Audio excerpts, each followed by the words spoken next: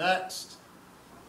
Hey Pete. Hiya Joe, how you doing, mate? Yeah, good thanks. How are you? I'm really well. What can I do for you today? Well, as you know, my usual every 6 weekly Okay, haircut. let's get Short you, back and sides. Let's get you sorted out. And a little bit of a trim on top. And the razor on the edges, obviously. Absolutely, yeah. Okay. How's life treating you? Yeah, not too bad. I've been pretty busy marking 18 mark essays in preparation for the January exam, but Never stops, does it? it doesn't. Actually, I just wanted to ask you a quick question.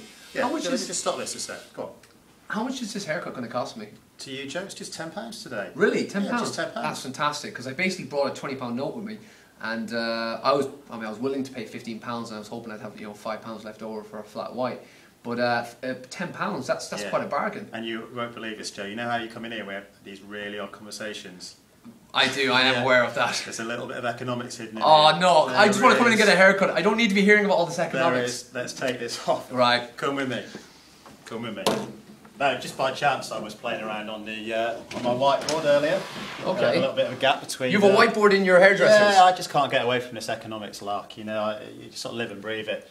Anyway, you said you were willing to pay £15. Absolutely, which is Yeah. up here. And I've drawn here a demand curve with a price and a quantity on the axis. So I'm going to find Joe's price here, put it across.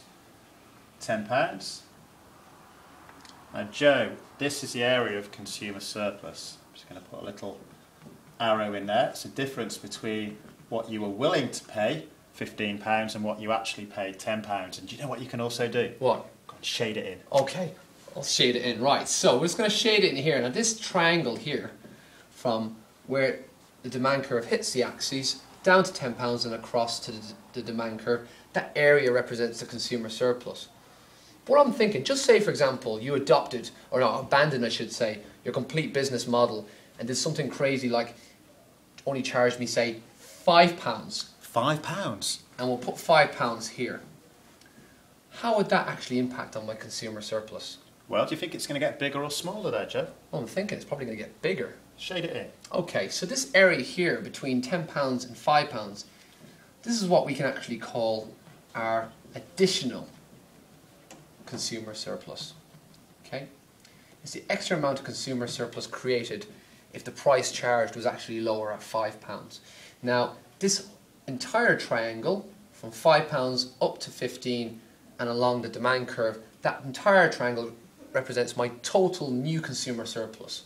But I suppose you're never going to really charge me £5. Joe, you know you're one of my favourite customers and I love having you in here, but £5 pushing it a little bit too much. So for the time being, Joe, that's going to be your area of consumer surplus. I'm happy with that. Great stuff. That's consumer surplus in a scene in a barber's in Brighouse, West Yorkshire.